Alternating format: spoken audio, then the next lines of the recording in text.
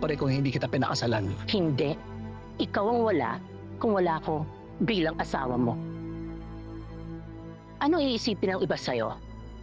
Sex ring leader?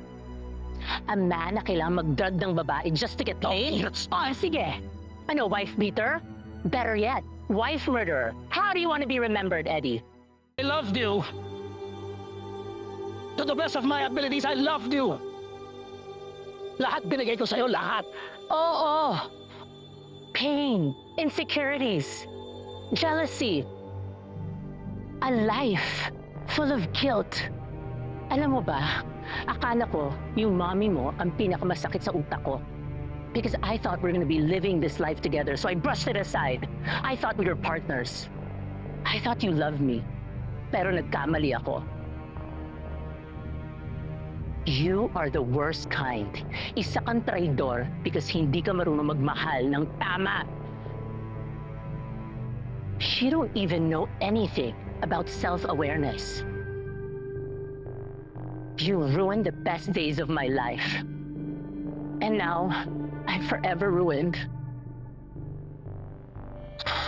Mama, it doesn't have to be this way. We can put all of this behind us. Okay?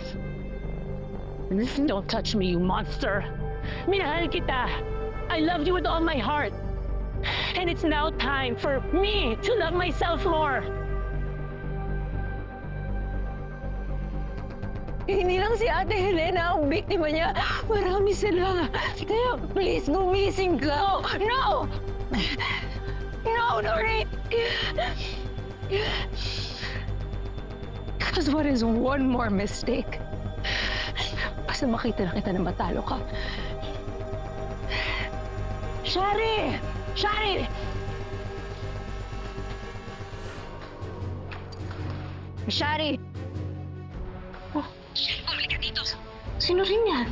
Sherry, tawan mo. Anong ginagawa ng anak ko dyan? Plano nila yan, Aling Eva. Ha? Magtiwala lang tayo kay Noreen.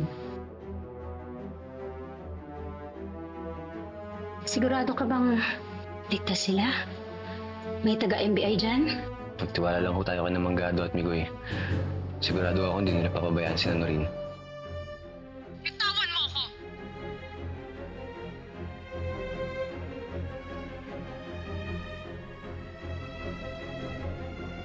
Shari, I'm done with this freak show. We are leaving. No.